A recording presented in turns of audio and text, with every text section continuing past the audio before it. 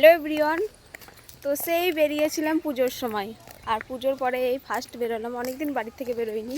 চলে এসেছি এখন অটো স্ট্যান্ডে, কারণ আমরা অলরেডি লেট।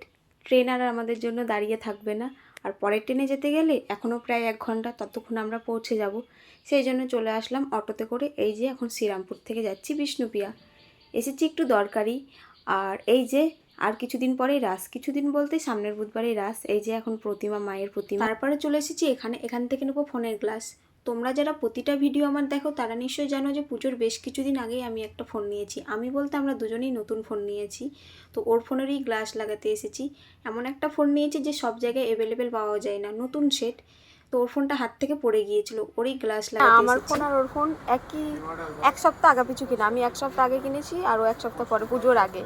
ফোনের গ্লাস উঠে গেছে, আজ 20 দিন হয়ে গেল, মানে 20। আর কভারটার অবস্থা এই, সেই জন্যই দোকানে এসেছি।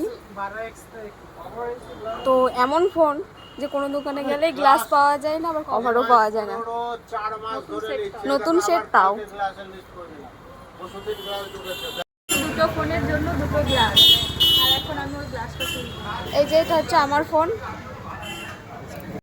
এই যে এটা আমার ফোন। আর এসেছি যখন, সেই জন্য আমার ফোনের গ্লাসটাও চেঞ্জ করব, সেই জন্য দেখতেই পেলে ও গ্লাসটা তুলে দিল। আর আমার ফোনেরও কভার আছে, ফোনের সাথে যে কভারটা দিয়েছিল, তো সেটা রাখা আছে। কোথাও গেলে তবেই আমি ইউজ করি। কি জ্বালায় পড়েছি সেটা বলে বোঝাতে পারবো না। আগে গ্লাসটা তুলে ফেলেছি, ও তুলেছে, আমি তুলিনি। আমি বললাম ওখানে যাই, তো এখন গ্লাসটা বড়।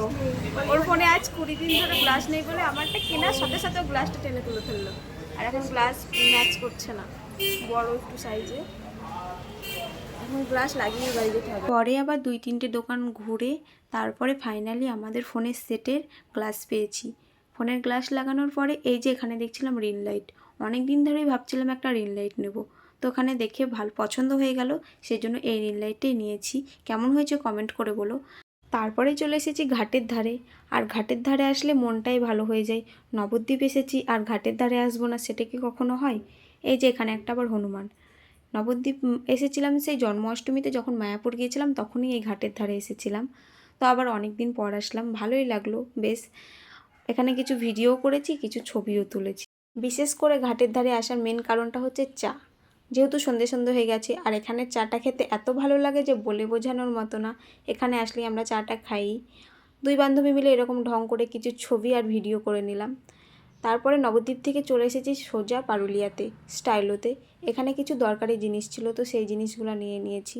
তারপর চলে এসেছি রেস্টুরেন্টে। এখানে অর্ডার করে দিয়েছিলাম মোমো। এই যে আমাদের দুজনের মোমোও চলে এসেছে। আমরা মোমোটা খেতে থাকি। তোমাদের ভিডিওটা কেমন লাগলো জানি, ভিডিওটা একটু বড়ই হয়ে গেছে, তো একটু মানিয়ে নিও। তো ভিডিওটা ভালো লাগলে লাইক, কমেন্ট, শেয়ার আর ফলো করে দিও। দেখা হচ্ছে নেক্সট ভিডিওতে।